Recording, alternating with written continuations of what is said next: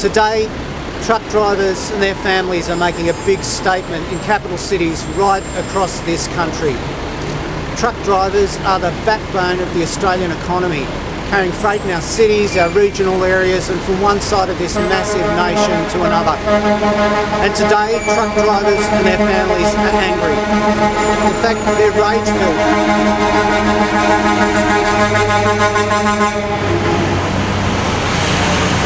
Because Australians in their hundreds keep dying on our roads in truck crashes. And the federal government is doing nothing. And they're rage-filled because 2 years ago, this federal government abolished the one thing that was making a difference. The road safety watchdog was starting to do its work and make a difference on our roads. And since this federal government abolished that watchdog, 388 Australians have lost their lives. Make no mistake, another report this week says that this is the deadliest industry in the country. 40% of workplace deaths occur in this industry. 4,410 serious injuries a year in this industry. And the federal government is sitting on its hands. 20% of employers report that they have to break the rules simply to get the job done. The key here is that the government knows the answer. 25 years of evidence have told us that it's those who are taking the economic benefit out of this industry, the banks, the oil companies, the manufacturers, major retailers like Aldi, who just refuse to sit down and talk about safety in its supply chain. They're the ones that are at fault. But rather, the federal government says that more fines should be put on drivers. Well, drivers and their families are here today to say enough is enough. Drivers are not the problem. The problem is the economic big businesses at the top of transport supply chains. And it should come as no surprise that this federal government is supporting big business. Wherever profits of big business are in danger in this country, you can see the protective hand of this federal government out there giving them a lift. This time though, it's at the expense of the Australian road using public. The Australian public is part of this peril. 2,542 Australians in 10 years are dead because of truck crashes in our country. The time's come for action. The time's come for this federal government to stand up and put a body in place that can inquire into this industry and hold those big businesses to account so the slaughter on our roads can stop. Thank you. Handing over to Richard Olsen, the State Secretary in New South Wales. Thank you, Michael. In support of what Michael's already indicated, here in New South Wales, of course, we also have continuous problems with the state government. Whilst we have a minister in charge of this industry who believes that electrocuting drivers is a solution, we're way off the mark. We need solutions, as Michael's outlined, as what this country is dying out for. And we need the state government to stand up and be accountable to that regime of effectively getting into the boardrooms of big businesses and make the change happen. I'd also like to introduce Tony Matthews, who's an owner driver who's had many decades experience on our roads, to have a few words. Thank you. Thank you, Richard. Look, I've been in the industry a long time, and we can see since the Remuneration Tribunal has been put to bed that the pressures are just mounting daily. As you can see today, the amount of guys that have turned out, this is through sheer frustration.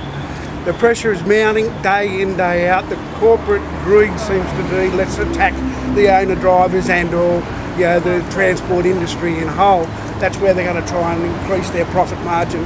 Look, again, as I say, we need these people to be accountable. We're trying our best out there, but it comes to the stage where the best isn't good enough in the eyes of corporate. Now, as I say, it's a hard slog at the coalface, but we're asking now today to highlight the problems that we're facing on a daily basis. Right. I'd like to introduce Kevin Crisp, another driver from Sydney. Yep. Thanks very much, Richard. Thanks for turning out. basically want to say I work for a company that believes in paying good money for their employees, but I also believe that there's a lot of people out there that drive for other people that cut corners. And by cutting corners to put food on the table, undercuts everybody else. And not only me as a driver, I'm also a dad. And when I'm out on that road, I need to know that the other person coming the other way, especially in the trucks, are on good money. They're not sleeping, they're not being pushed to go out and do other things and cut corners. We need it to be safe. And whatever needs to happen, because when we all need to stand up and make a say of what we want to do. Thank you very much. Michael Daly. Well, you're hearing from and seeing today truck drivers that are not happy and they're determined. They're not happy because of the way they're being treated. They're determined to do something about it. Congratulations to the TWU for caring not only for truck drivers but for all road users, because the federal and state governments sure don't. Safe rates save lives is not just a slogan, it's a simple matter of fact. Truck drivers are being put at risk every day because of commercial practices, and it's not acceptable. There are comprehensive safety laws in all industries right across Australia, but in the transport industry there's a massive weakness, and that weakness is making our roads unsafe. When you pack the kids into the Commodore and you head off on your holidays and you come across truck drivers on the road, you want to know that they're being well paid, that they're rested, that they're not taking drugs, that their trucks are being properly maintained. At the moment, that is not the case. Everyone who hops in a car right across Australia needs to know that the Turnbull government and the Liberals in Australia have made this a matter of ideology. It's not a matter of ideology, it's very simple. It's about fairness and it's about safety. And it's the federal government were on the cusp of fixing this problem, and then they pulled the pin on it, and that's just completely and utterly unacceptable. Everyone on the roads deserves better than what's happening in Australia right now. Sam Crosby. G'day guys, my name's Sam Crosby, I'm Labor's candidate in Reid. I'm here today because I'm running against the Small Business Minister in the federal government, and there is a crisis in the small business sector that he seems blithely unaware of. Right now, for the last 2 years, we've seen over 800 small businesses in the truck driving and transport sector go to the wall. We know that before they go to the wall, they will do whatever it takes to keep their businesses open, to keep the wheels turning, to keep the money coming in. And all too often, that means that truck drivers' lives are being expended and being easily exploited by big business in this country for their own gain. We need to do better by these guys. Good on the TWU for standing up for them. Any questions? So, Mike, what would you like to see happen now? I mean, because obviously, look, we've covered these sorts of protests over many years.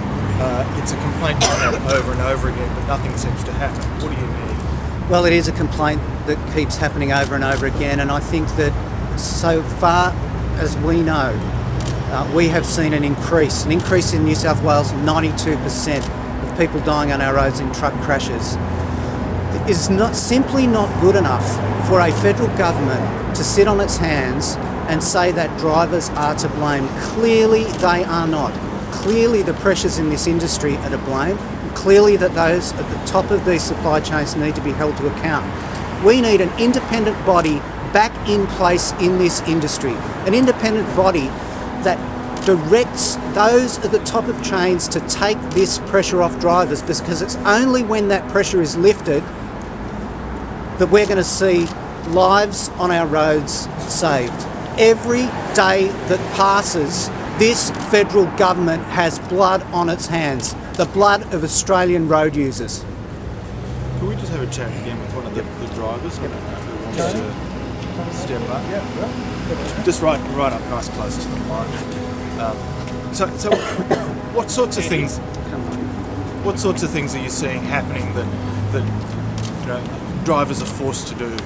Well, again, personally, because I work out of a New South Wales system, and we have regulations under our Chapter 6, which gives us protections and rights to recover costs. But I go to sites where, that's not the situation. We have interstate guys coming through that have been moving from Melbourne into Sydney and then off into a region after that, clearly exceeding hours, and there seems to be no accountability. So driving too long, not getting enough rest. Just explain some of the dangers. Well, you just explained it yourself. Driving too long, not getting enough rest. The monetary side of it, there's no... You can pay a bloke anything.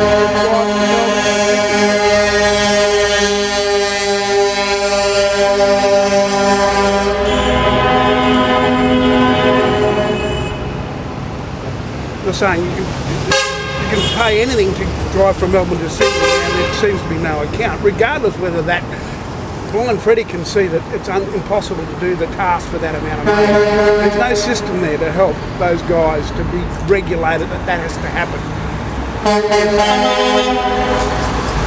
So, unfortunately, that leads to where we're at today, and that is Bali sitting there out fucking working, and it's only on the back that they have to make a living. We didn't hear any of that. We're not endorsing what those guys are doing by any means. That's not the issue. We're saying is that the academics support it, that the correlation between payment and fatalities is a dead set reality. So what we're saying is that, as in the New South Wales system, where there is a minimum, you have to be paid a certain amount, you have to be able to cover your costs for your vehicles and so on. We need that to be reintroduced into the federal system so we can clean up our roads. It's been going on far too long. Everyone's in agreement, but nothing seems to be done. And this government at the moment seem to not really care. I'm just in sheer frustration, as I said earlier. This is what happens today: is that all these people come off their workplace to come out to voice their protest, so that someone will listen, because it's not happening on the work sites. Great. Thanks, guys. Thanks, everyone. Awesome. Thanks so much.